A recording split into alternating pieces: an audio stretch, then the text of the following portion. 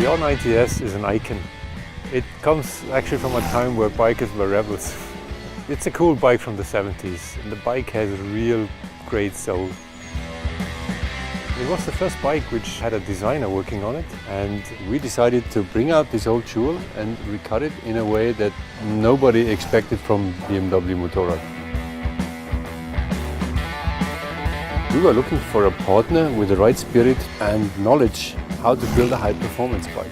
And we found him, actually in California.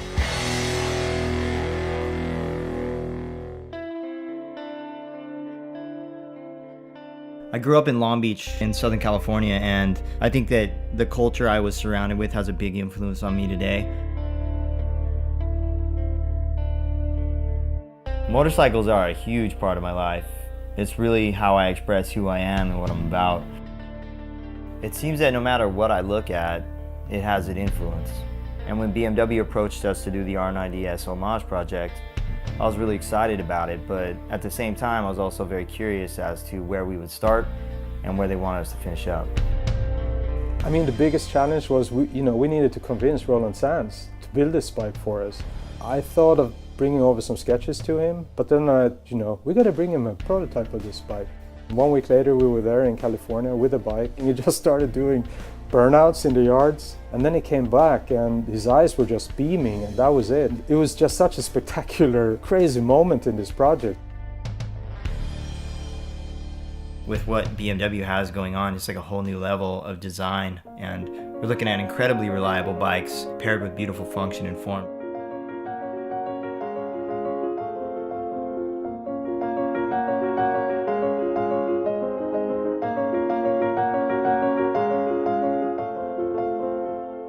What I really love about motorcycle design is that you get to design every bit and piece of the bike. But that's also the challenging bit, because you got to understand every piece and bit of the motorcycle.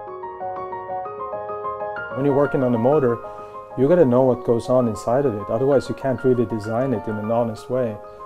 And that's the quality I see within my team.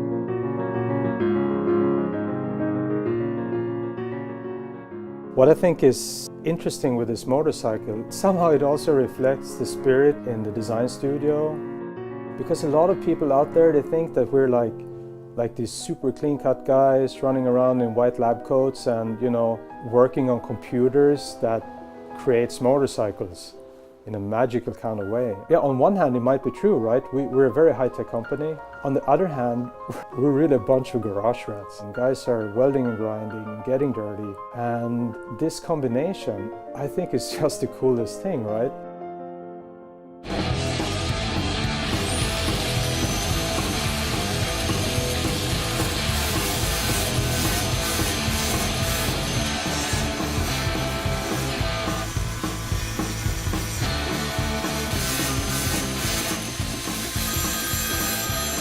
Yeah, hello.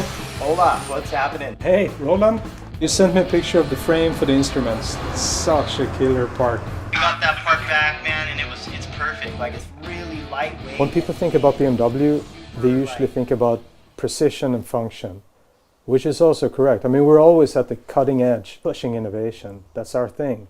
But this bike is a bit different. This bike is about heart and soul and garage spirit. This bike is all about emotion. I wasn't expecting it to. What I really like about this bike is that mix between old classic style and new technology. Like, the bodywork is very simple, very clean. It really captures that pureness of the R90S. And then we have all the technology where everything is just littered with the best parts you can get that really speaks high performance. When BMW came to us and said they wanted to do the R90S homage bike, it was a really big project just in general, but we really attacked it from both ends. So it was not only aesthetically correct, but then the fully functional aspect of it as well. All of us had the same vision, which is pretty, I think, unique when you pull people from such different parts of the world together. But I think that it really shows in the end result.